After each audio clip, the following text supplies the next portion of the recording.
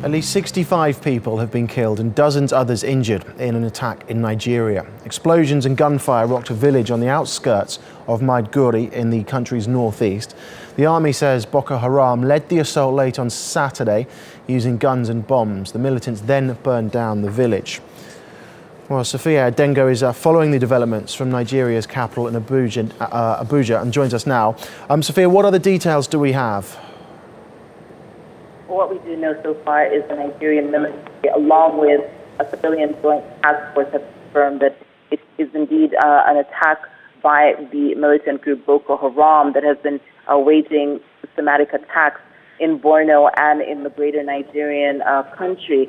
And what we do know is that Galori and Wanori villages were the site of this attack, very close to the University of Maiduguri.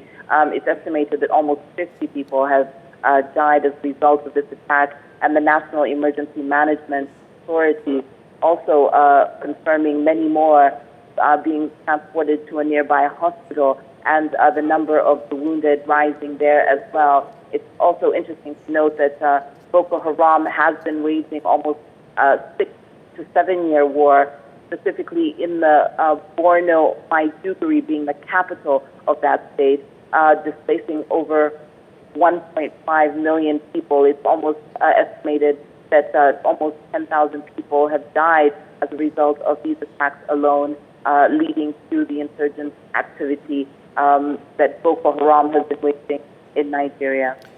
Is the campaign against Boko Haram having any impact at all on their capabilities and their ability to carry out attacks like this? Well, the Nigerian authorities have always maintained that they have been attacking Boko Haram. It's interesting to note that Nigeria's Defense Minister Mohammed Dan Ali, shortly before leaving for the African Union Peace and Security Council meeting, said that the Nigerian was destroying Boko Haram and had degraded their activities. But of course, counterattacks like the one experienced in Maiduguri show that perhaps the strategy in clamping down on Boko Haram needs to be readdressed. Also, the Nigerian government has asserted that the attacks like this one can not only be fought by Nigeria, but would require an effort from the geographical region to also include Cameroon, Chad, Niger, and Benin, who is a close neighbor. Now, the Joint Multinational Task Force has gained certain ground that had been taken over by Boko Haram. However, there's these sleeper cells that do coexist with the civilians within this time territory, and as a result, we have seen these lone wolf attacks, and this perhaps has been the biggest and more military-style attack seen in the last few weeks.